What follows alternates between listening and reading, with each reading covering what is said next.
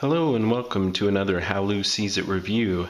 Today I'm looking at a game called Warband Against the Darkness. It is currently a game on Kickstarter and one that is a featured Kickstarter on my blog, How Lou Sees It. And it is going to be published by Dyskami, seeing if they reach their goal, which I really hope they do. This game is all the components and everything is, of course, then a prototype version. Does not reflect what necessarily will be in the final version, but it is a very good prototype components actually, so very impressed with that. The artwork and everything is fantastic, but getting a little ahead of myself, let's show you the game, what it comes with, what the goal of the game is, what I like, some of the shortcomings that I maybe see, but overall just an enjoyable game. And let's go ahead and kind of show you what the game is here. What you will find in the game is you have three different decks of cards that you have there: an enemy deck, a redress deck, and an intel deck. Right off the bat, some of the things that I like and dislike. I really like the simple kind of backing of these different decks. I'm not a huge fan of these small cards. I know they're very quite popular in games. Even the Ticket to Ride cards and things like that. I'm not a huge fan of smaller cards. That being said, it is kind of nice as far as the game utility goes. We have these little boards here, and they're able to keep the boards, this board smaller because of the cards, which is kind of nice to keep the game a little more compact, because you have the two different boards, and then everyone's going to have their setup. So I guess that would have made the game larger too. So I can kind of see the benefits either way, but not a huge fan of the smaller cards. Again, I'll just show you some of the artwork too as we go through here.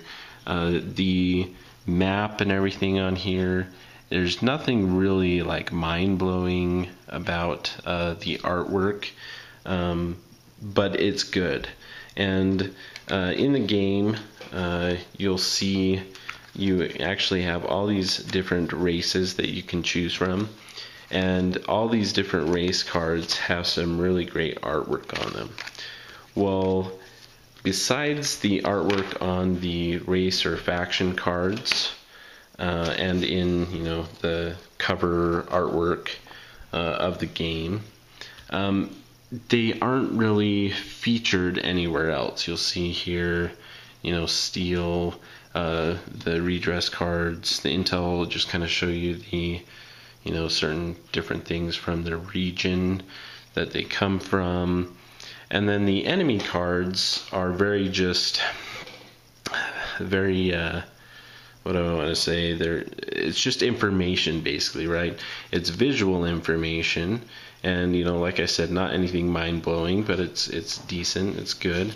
I wish they would have been able to feature some more of this great artwork that's found on the other cards throughout the rest of the decks here, and see some of the more artwork on here as well would have been nice. Here, just kind of show you what comes in the game. This is currently laid out, two-player game, played 2.5 rounds, currently is what it's set up as. But what you find in the game is you'll have these two different boards. We'll have our Warband board here that keeps track of all our troops.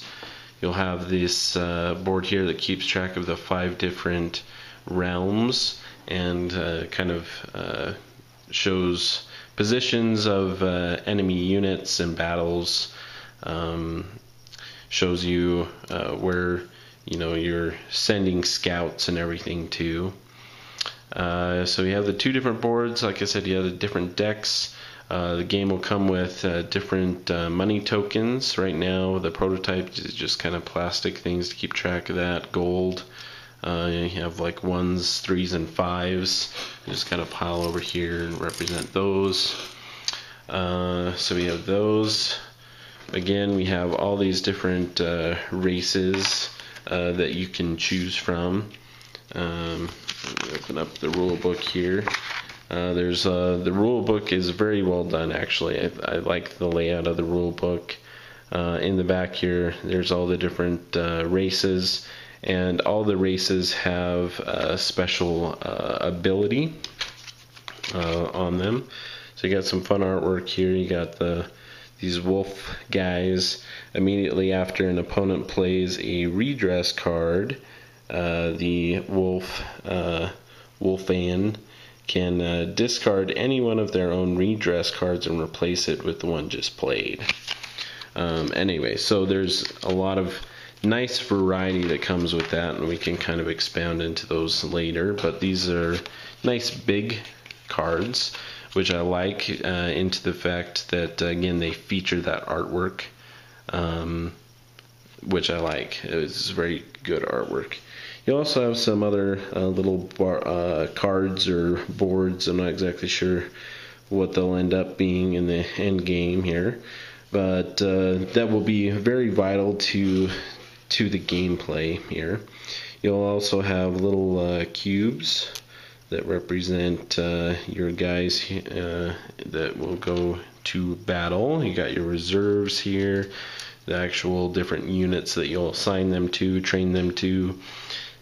And then there's some meeples that represent when someone has majority of a certain type of unit, they will take the captaincy of that unit or platoon, and that will take a big play into that as well. On this board also you'll see the rounds. So the game ends in a certain number of rounds, 2 players 8 turns, 3 players 7 turns, etc. So we got that.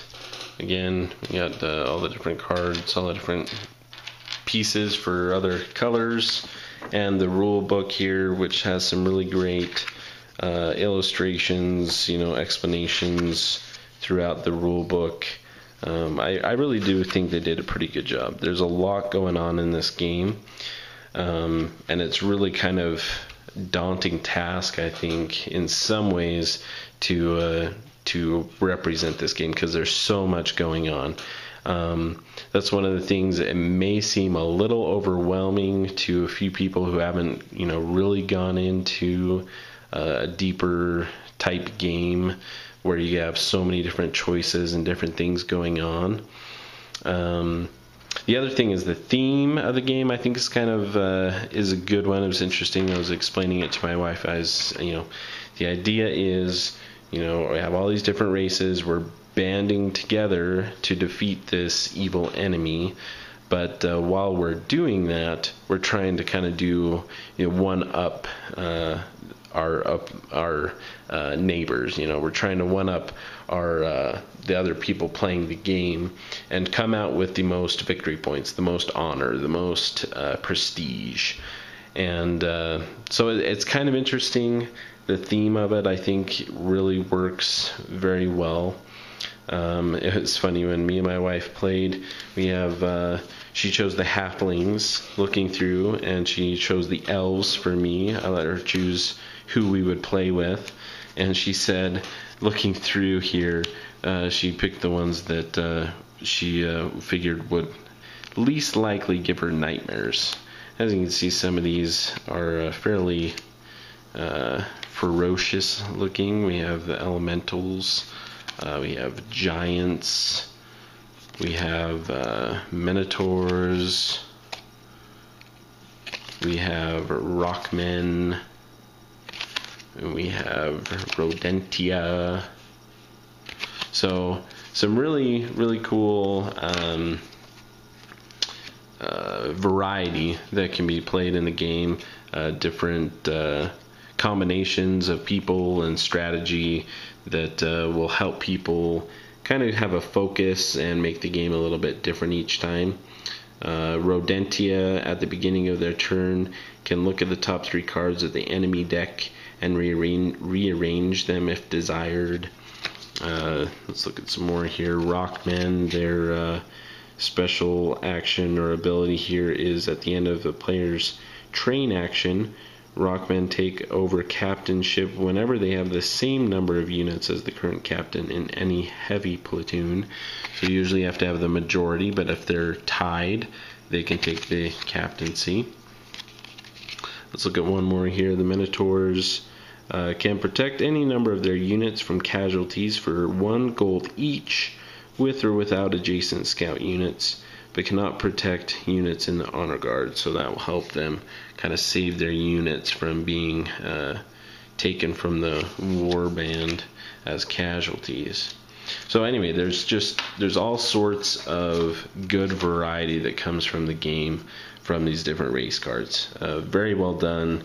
I don't feel like I haven't played with all of them, so as far as balance goes, to me it seems like they're pretty well balanced and offer a variety. I mean, they're all different, and there's so many different avenues in this game, really, so that they can have all these different specialized abilities for the races.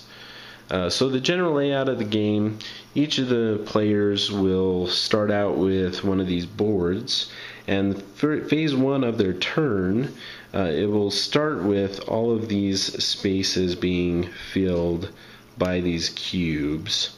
So you'll have 12 cubes on your card, and leaving only the first column here of rank 1 or novice column available for you when you take your actions. So you'll have 12, and I really like this mechanic, because basically what happens is phase 1 you're going to remove one of these. So if this was beginning of my turn again, I'm going to be able to remove one of these cubes from the lowest rank in that action row. So I can max out my train action by taking that one off.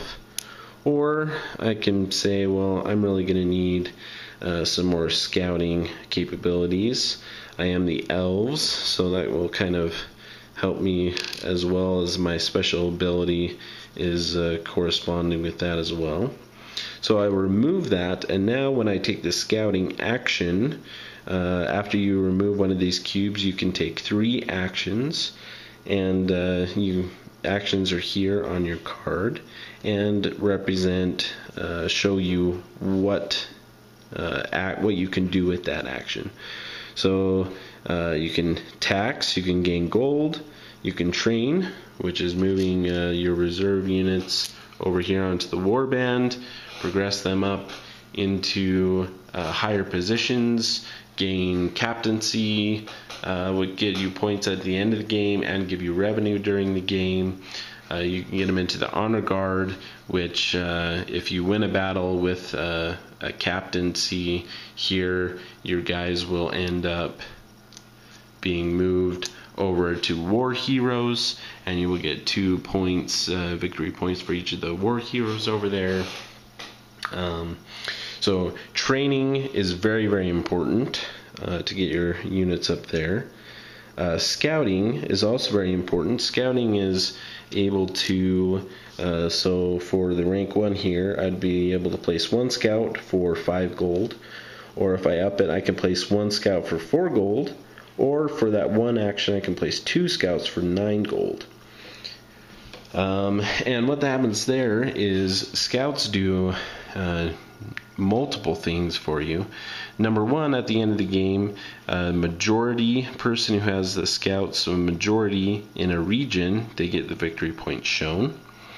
You'll see 5 regions here. The end regions are both worth 4 victory points, and the other 3 are worth 3 victory points.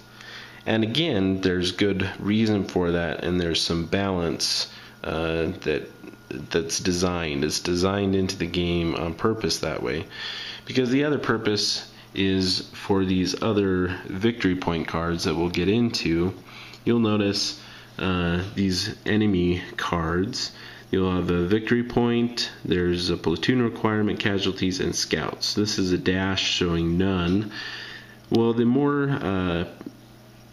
higher the victory point cards, the higher the scout requirement. If you don't have scouts there, you're going to be sending your reserve units up here to the Medica, and you're going to either have to pay 2 gold to pull them back from there, or at the end of the game they're going to be -2 victory points for each one still in the Medica up there. So having scouts, so you'll notice the different regions. This card here, you have 2 different regions touching that card. You have Shinaru and Elevatra, and those both regions, those 2 regions are touching this card. Well, yellow here has 1 touching, but let's say they actually had either 2 in this region or 1 in that region, 1 in that region. Well, these regions are only worth 3 victory points in the middle.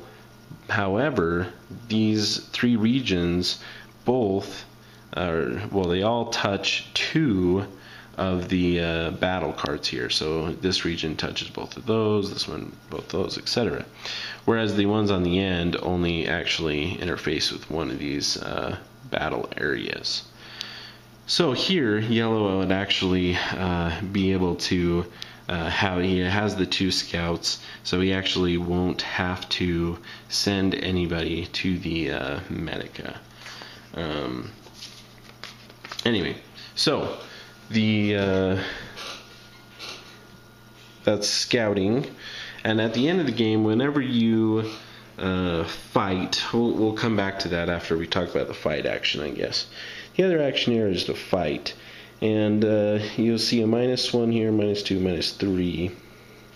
What that represents is, in order to take the fight action, you must first check the Warband board over here and make sure that there are enough units that match the given platoon requirement, which is the victory points. So you have this cavalry, we need 2 cavalry, 4 cavalry, so we need 6 total cavalry, and 2 infantry to be able to fight.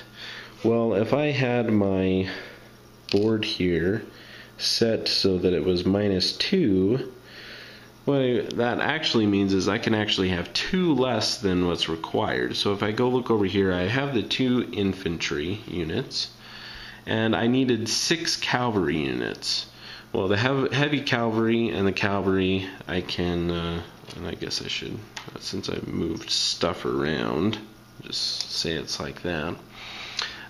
So I only have 4 cavalry, but my fight action allows me to have 2 less. So I can still take the fight action. I still need to have an adequate gold to pay the other captains. So since I'm blue, I don't need to pay myself, but yellow has, everyone's participating in this battle, and yellow has 2 captains, and usually I would have to pay 1 gold to yellow for each of those, so they would get 2 gold. But I also, one of the benefits of upping my fight action here to skilled is that I can actually pay 2 less captains. And since there's only 2 captains that I would require to pay, I can actually basically go for free. I don't have to pay any gold for this fight. So when you do fight, which is a really big part of the game, is now I can come, and previous cards not chosen have some other gold left on them so that it make them more desirable. But I can actually choose any one of these cards. Now this one does have 4 victory points and 1 gold on it, but it has 2 scouts since it's a 4 victory point, and I don't have any scouts that are touching there. I only have this 1 scout over here. So the way that works is, for this card I'd have to 2 injury units from my reserve to the Medica when defeating that card. And again, the units. So do I really want to send 2 of my reserve units? Is it worth sending them up there? I'm going to have to pay 4 gold to get both of these back. It's a good question. You know, it's this very interesting choices that you're faced with this game. Or do I take this one here? It's 2 victory points, so it's half as many victory points, but it's an extra gold, and I don't have to move any of my people up there. The other thing you have to consider is whatever card I choose, I'm going to take the casualties are shown on the bottom of those cards. Now the casualties, you know, if I chose this card, the casualty would be the archeries. Well, that would be both of yellow's people. Okay, so both of those would be go away. You know, captaincy is not there anymore. There's no one there. But whoever suffers a casualty gets to draw one of these redress cards. And these redress cards allow you to perform special actions. This one, for example, if I can get it to focus here, says, maybe I can get it focused. Take 1 random intel card from any, oh boy, apologize. Take 1 random intel card from any player. That player immediately gains 1 gold from supply for every turn they have taken. Excuse me.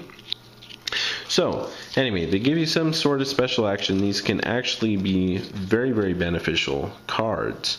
So you're suffering, but you're also gaining a little bit of a benefit. Or you gain 1 gold or train 1. Now, having units in there is very important in progressing and being able to battle, captaincy, vying for captaincy there. But, again, the redress cards can come in handy. So there's that to consider. It's just very, you know, I can see that this could cause some analysis paralysis with some people because there's so much to look at. But yeah, that's kind of the layout of the game. You are putting people into here, have majority. Then you're trying to make sure you have enough people to fight these battles. You're winning battles by picking these cards at victory points, assigning casualties, and it's just a really, really interesting game. I'll open up the book here, show you kind of the end scoring kind of idea. As I was saying, there's lots of different ways you can score points. The enemy cards from the middle here, war heroes from having trained them up through here, gone through the honor guard, winning battles, moving over to the war heroes. You'll have 1 point for each of the captains that are on the Warband roster game board at the game end. Scouts also, one other thing that they allow you to do for each scout that you have on the board, they allow you to trade in 3 gold for 1 victory point. So 1 scout, if I have 4 gold, I can turn in 3 of those gold for a victory point. If I have 2 scouts, I can trade in 6 gold if I had 6 gold for 2 victory points. Then we have the scout control victory points. Then we have matching intel. So every single time that you win a battle, you draw 2 intel cards and put one at the bottom of the deck and look at the other one. And these get you victory points too. So I have Coldrum over here. Well, since I have a scout there, I score 1 victory point for each scout in that region, up to 12 victory points for each realm. And if I had 2 of these cards, I would actually score, a victory point for this card and a victory point for the other card.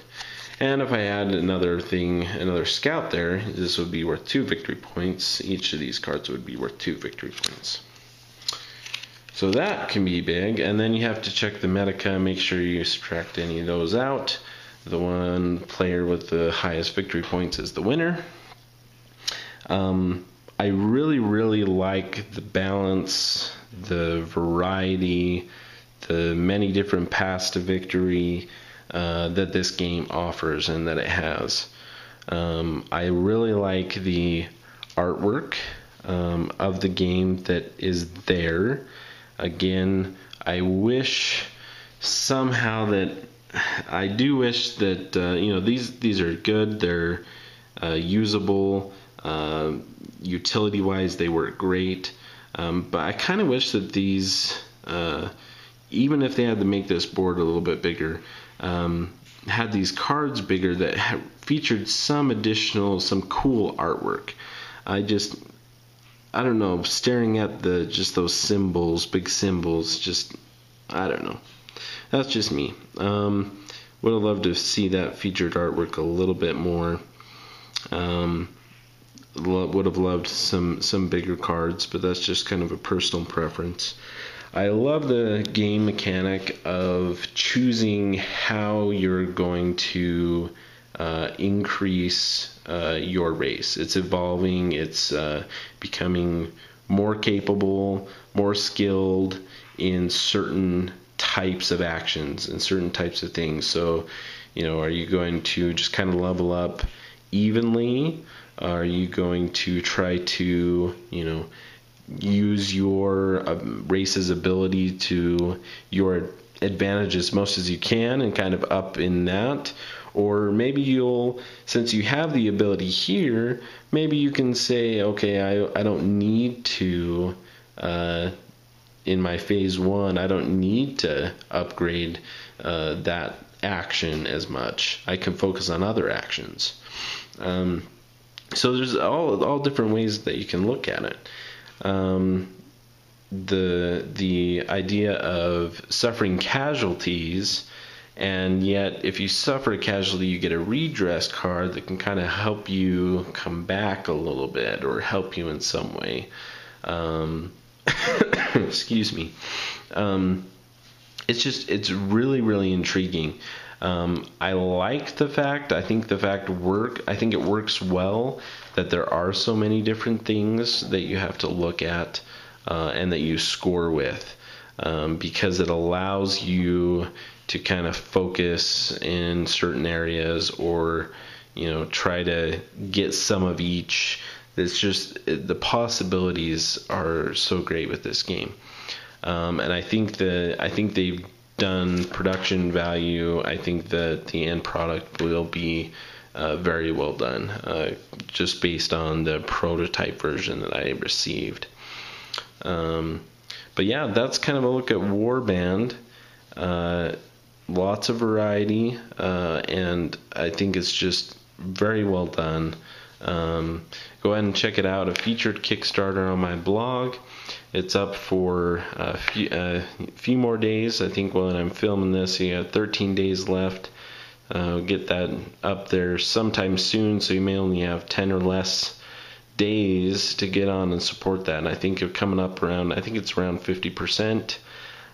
So I would really like to see this backed. I think it's a great game. I've heard other reviewers too, and other people that have played the game. Also, very good feedback. I think you would be happy with this game. But go ahead and check out some more information. Look it up at the Kickstarter, and go ahead and check out Warband Against the Darkness by Dyskami.